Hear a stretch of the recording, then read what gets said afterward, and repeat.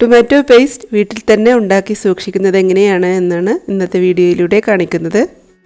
Arabian ഫുഡ്സൊക്കെ ഉണ്ടാക്കുമ്പോൾ നമുക്ക് ഒഴിച്ചുകൂടാൻ പറ്റാത്ത ഒന്നാണ് ടൊമാറ്റോ പേസ്റ്റ്. അതിന് മാത്രമല്ല നമുക്ക് പല രീതിയിലുള്ള റെസിപ്പീസിനും ഉപയോഗിക്കാം.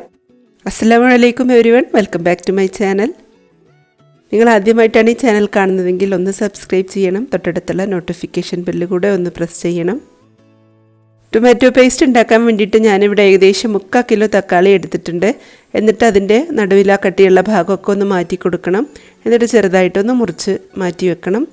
ടൊമാറ്റോ പേസ്റ്റ് ഉണ്ടാക്കാൻ വേണ്ടിയിട്ട് നല്ല പഴുത്ത തക്കാളി ആയിരിക്കണം. അതുപോലെ ഫ്രഷ് ആയിട്ടുള്ള തക്കാളി ഉപയോഗിക്കണം. പുറത്തുനിന്ന് നമ്മൾ മേടിക്കുമ്പോൾ അത്യാവശ്യം നല്ല പൈസ കൊടുക്കേണ്ടതാണതിന്. അപ്പോൾ നമുക്കിത് വീട്ടിൽ തന്നെ ഉണ്ടാക്കി സൂക്ഷിക്കാവുന്നതേ ഉള്ളൂ.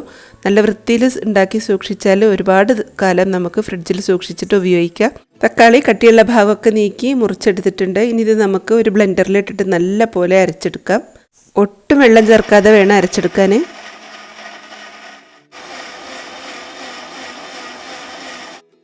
നല്ല പോലെ അരച്ചെടുത്തിട്ടുണ്ട്. ഇനി വേണ്ടത് നമുക്കിതൊരു അരിപ്പയിലൂടെ അരിച്ചെടുക്കണം. അതിൻ്റെ കുരുവും തൊലിയും ഒന്നും പെടാതെ അതിൻ്റെ പൾപ്പ് മാത്രമായിട്ടാണ് നമുക്ക് കിട്ടേണ്ടത്.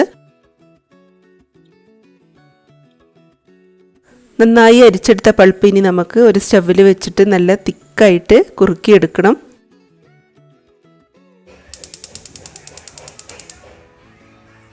സ്റ്റവ് ഓണാക്കി ചൂട് കട്ടിയുള്ള ഒരു പാത്രം വെച്ചെടുക്കുക. അതല്ലെങ്കിൽ ഒരു നോൺ സ്റ്റിക്ക് പാൻ എടുത്താലും മതി. ഇതിലേക്ക് നമ്മൾ അരിച്ചെടുത്ത പൾപ്പ് ഒഴിച്ചെടുക്കുക. നല്ല പോലെ തുടർച്ചയായിട്ട് ഇളക്കി ഇത് കുറുക്കിയെടുക്കണം.